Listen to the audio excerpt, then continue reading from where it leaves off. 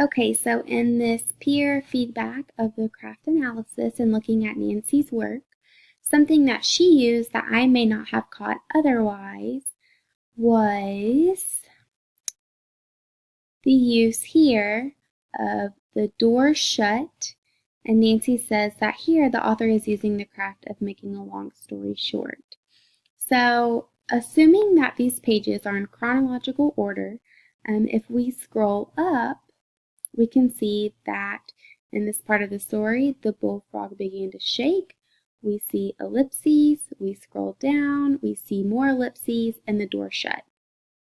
So what happened between the bullfrog shaking and the door shutting, we don't know, and that's taking a very long story more than likely and making it short.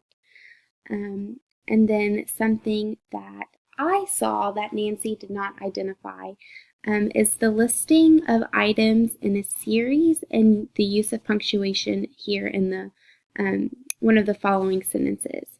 So here we can see that the bulldog is grabbing everything that he can to throw it in his mouth. And I can relate because when I'm really hungry, I want to grab everything that I can and eat it really fast too. So here we can see that hot dogs, he was finding everything he could throw into his mouth. Hot dogs and hot tamales, French fries and fried chicken, soda pop and popcorn, potato chips, chocolate chips, even wood chips.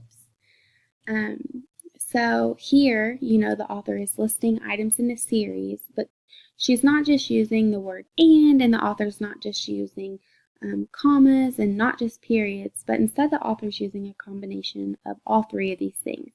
And I think by using the word and, using periods, and using commas, the author is really trying to convey that all three of these things are necessary to help the reader understand how many items the bullfrog is actually grabbing and reaching for to throw into his mouth so quickly. So here we can see the use of the word and.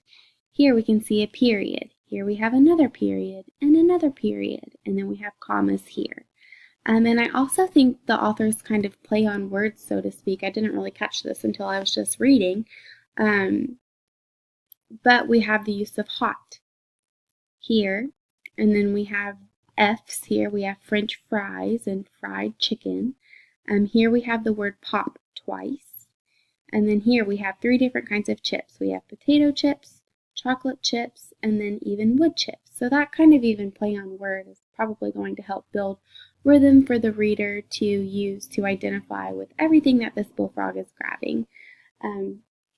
So that kind of went into number 3, kind of explaining the rhetorical effect that had on me, and then looking up at number 1, kind of the rhetorical effect or kind of what that made me feel as the reader. Assuming that these are in chronological order, this making a long story short kind of makes me wonder what happened to the bullfrog in between those two situations.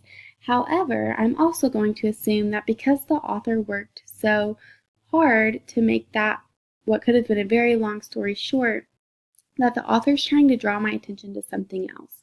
So what is the author trying to shift the focus of for me as the reader to focus on in the story? So out of, the whole story, I think that those two things stuck out to me the most. And then, Nancy also has some really great things here on this page too. Repetitions, effective use of and.